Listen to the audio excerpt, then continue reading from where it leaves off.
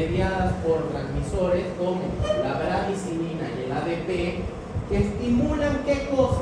También un aumento de, por ejemplo, las prostaglandinas, que vayan a generar una relajación de la misma forma con la fosfoquinasa tipo A. Pero hay otra vía que lo que hace es aperturar canales de potasio. El potasio que está en esta célula muscular escapa de la célula. Y si yo dejo escapar un ion potasio que tiene carga positiva, ¿qué va a pasar? ¿Qué va a pasar? Voy a bajar más todavía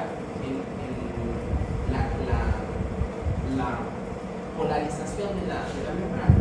O sea, voy a hiperpolarizar. ¿Se acuerdan que también les expliqué que todo, normalmente el basal es menos 90 y que cuando empieza a entrar el sodio, que es carga positiva, empieza a subir para llegar a cero, va a ser cero, y ¿qué tiene que pasar? Tiene que empezar a escapar el potasio para volver a bajar la carga y se vuelva negativo. Si yo dejo en un estado basal de reposo, si yo empiezo a sacar el potasio, va a seguir bajando más negativo. Y eso se llama hiperpolarización. Si yo hago una hiperpolarización de las células, estoy generando automáticamente relajación, ¿ya? Porque no va a haber contracción, porque no va a haber potencial de acción. ¿Entienden? ¿Más o menos? ¿Sí? Ya. Entonces, estas son las formas en cómo vamos a relajar y hacer vasodilatación. ¿Cómo voy a hacer vasoconstricción? Esto es más facilito. ¿Por qué? Porque aquí van a trabajar los receptores de angiotensina o de trombina, que ¿qué es lo que hacen? Esperan. La angiotensina es una hormona que se produce en el sistema renina-angiotensina-aldosterona, en el riñón, que lo que va a hacer es que activar a las endotelinas de tipo 1, 2 y 3, la 1 es la más potente, que lo que hacen es viajar a la célula muscular lisa y favorecer el aumento de calcio en la célula muscular. ¿Y el calcio para qué sirve en el músculo? ¿Para qué? Fuerte. ¿Para qué sirve el calcio en el músculo? Para la contracción. Entonces, si yo favorezco la entrada de calcio a la célula muscular, voy a favorecer la contracción. Y si yo favorezco la contracción, esa célula muscular se contrae y va a generar una estrechez, va a haber una vasoconstricción en la luz. Si yo genero una vasoconstricción en la luz, ¿qué va a pasar? Voy a aumentar la resistencia vascular periférica. ¿Se entiende o no se entiende lo de la resistencia vascular? ¿Puedo explicar? Ya. Esta es la luz. Este es el vaso sanguíneo. ¿Ya? Este es el vaso sanguíneo.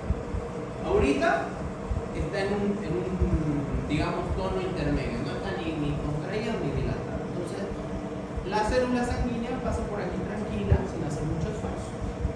Si yo genero una vasoconstricción, oye, párate fuera.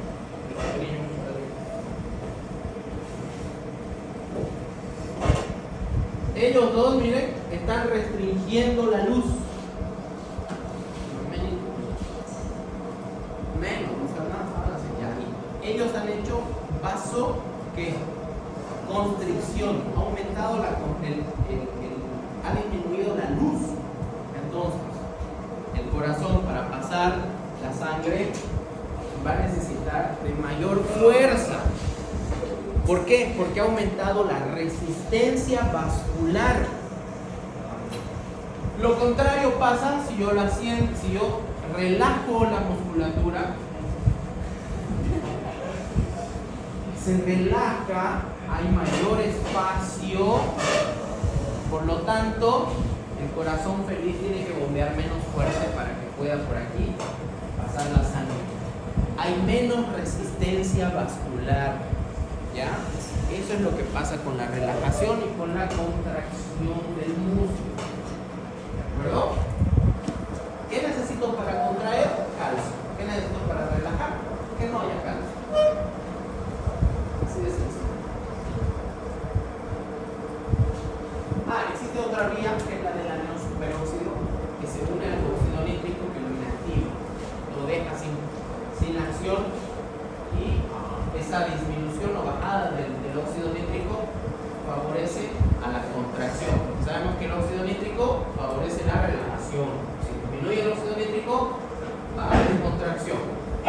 Bien, entonces, hablemos propiamente ya de los tejidos que nos interesan. Arterias grandes. ¿Dónde tengo arterias grandes? Pablo, una arteria grande. Aorta, otra arteria grande. Que salga del corazón. Pulmonar, ya. Ramas de esas dos. Rama de la aorta. Tronco brachiocefálico, otra rama. Carótida común. Otra rama. Clavia, otra rama de la arteria aorta abdominal, rama.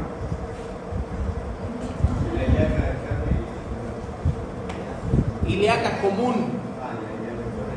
Esas son arterias grandes. Las arterias grandes irrigan los tejidos. Pregunta capciosa. Las arterias grandes, aorta. ¿La aorta irriga algún tejido? ¿Cuál tejido? O sea, todo.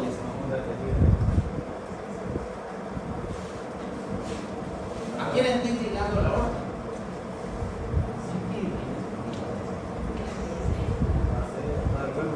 A todo el cuerpo. No irrigan. Las arterias grandes se encargan del movimiento continuo y uniforme de la sangre. ¿Ya? Movimiento continuo y uniforme de la sangre. Es decir, estas sí de verdad son cañerías. ¿Ya? Sí transportan la sangre. Vamos a ver de que estas arterias grandes, en sus tres capas que tienen, la túnica íntima, la túnica media y la adventicia, tienen algunas características. Veamos primero la túnica íntima. Como siempre, la túnica íntima que tiene revestimiento. ¿Cómo se llama ese revestimiento? Endotelio del revestimiento con su lámina basal. Está formado por células planas, alargadas, que tienen uniones estrechas y comunicantes. En su citoplasma, esto es importante, en su citoplasma, estas células endoteliales van a tener a los llamados cuerpos de Weber-Palade o Weber-Palade, si ustedes quieren decirlo en inglés. ¿Qué hacen esos cuerpos de Weber-Palade? Van a ser los que produzcan el factor de von Willebrand, que se une al factor 8 de coagulación para generar adhesión plaquetaria, y también la selectina P, que es un compuesto químico, una proteína, que me va a ayudar a la migración de los neutrófilos. Es decir, respuesta inflamatoria.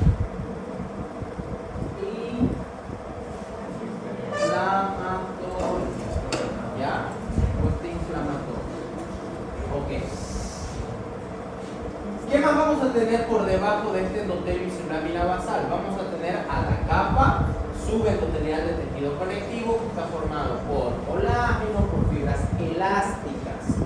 Gran cantidad de fibras elásticas en este tipo de arterias. Por eso estas arterias grandes se llaman también arterias elásticas. ¿Ya? Vamos a ver que en este tejido conectivo, en esta capa subendotelial, hay células musculares lisas. Miren acá, esto de acá es la túnica íntima. Por dentro, endotelio. Inmediatamente después del endotelio, una laminita muy pequeñita que se llama lámina basal. Por debajo de la lámina basal, la capa subendotelial. Esa capa subendotelial está formada por fibras de colágeno, fibras elásticas y también hay células musculares lisas. ¿Ya? Y por debajo de esa célula muscular lisa, miren, hay una como pequeña capita representada en esta imagen, pero no es visible en microscopía óptica. Eso se llama membrana elástica íntima. Y si hay una membrana elástica íntima, que está aquí, habrá una membrana elástica que en realidad esta es membrana elástica íntima y tiene que haber una membrana elástica externa. En este caso no hay. Vamos a ver aquí en las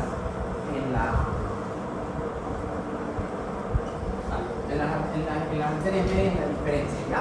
Miren aquí, les voy a agrandar esta imagen.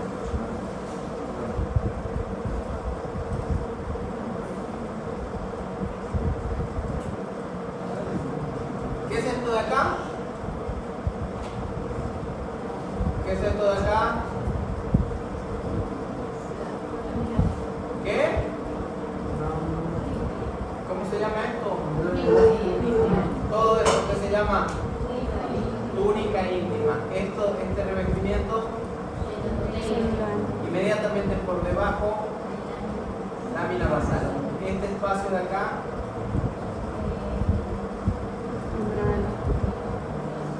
capa subendotelial, que está formada por ¿quiénes? Fibras de colágeno, fibras elásticas y ¿qué son estas? Células musculares lisas. Y por debajo, la membrana elástica íntima. Es no visible en el corte histológico. ¿Ya? Bien.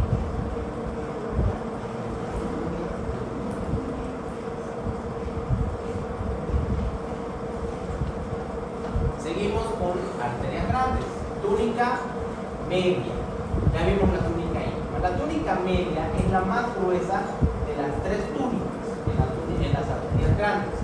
Miren aquí, está formada por una proteína que es muy importante, que se llama elastina, lo que va a fabricar fibras elásticas. Están esas fibras elásticas dispuestas en laminillas fenestradas. ¿Qué quiere decir eso? Estas porciones blancas acá que ven, estas son las laminillas elásticas de elastina, son fenestradas. ¿Qué quiere decir fenestrado? Quiere decir perforado. ¿Por qué estarán perforadas esas laminillas elásticas?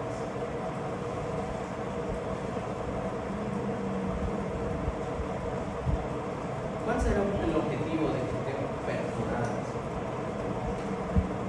¿Ah?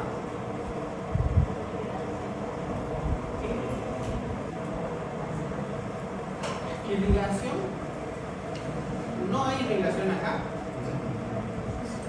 pero necesito difusión de nutrientes, de sustancias, ¿no? Entonces, esa penetración de estas láminas va a facilitar la difusión hacia, no se olviden que tienen que nutrirse todas estas células de acá, incluso las células endoteliales, y ellas no se nutren con la sangre que llevan, que transportan, se tienen que nutrir con la propia sangre que va a llegar hacia el vaso, ¿ya? En la túnica adventicia y en el vaso vasorum, ¿ya? Entonces, ¿qué más encuentro aquí? Encuentro células musculares lisas, que son de forma, tienen los núcleos fusiformes, alargados, perdón, las células son fusiformes, los núcleos son alargados, también encontramos redondeados, así como estamos viendo en esta parte, miren este núcleo donde estoy, miren ese núcleo, miren este otro núcleo, es alargado pero es redondeado, parece oval, ¿ya? Este otro de aquí, miren estos núcleos, todos estos núcleos son núcleos de las células musculares. Aquí tengo mi túnica íntima con su endotelio. Acá tengo ya todas las capas musculares y entre medio las fibras elásticas.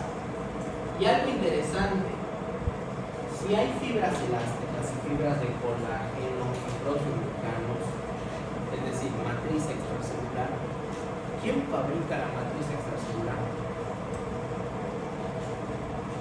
¿Se acuerdan quién fabricaba? A las fibras de colágeno, el fibroblasto. Aquí está la respuesta a lo que hablamos mañana. Como no hay fibroblastos, estas células musculares tienen que cumplir el trabajo del fibroblasto. Es decir, las células musculares acá van a fabricar a las proteínas de colágeno y a las proteínas elásticas. A la elastina. No hay fibroblastos en esta túnica media. Donde sí voy a encontrar fibroblastos es en la túnica adventicia, que es una capa más delgada que está formada por tejido conectivo y su principal componente son fibras de colágeno, fibras elásticas. Vamos a encontrar fibroblastos. Voy a encontrar macrófagos, vasos sanguíneos y nervios. Los vasos sanguíneos, vasa vasoro. Nervios, nervivasoro. Ese es el nombre que recibe, ¿ya? Arterias medias. Miren la diferencia de una arteria grande y una arteria mediana. Arteria mediana. Igual tengo un revestimiento en la túnica íntima, revestimiento endotelial. Debajo del revestimiento, ¿qué voy a encontrar? Lámina basal. Y por debajo de la lámina basal voy a tener una membrana elástica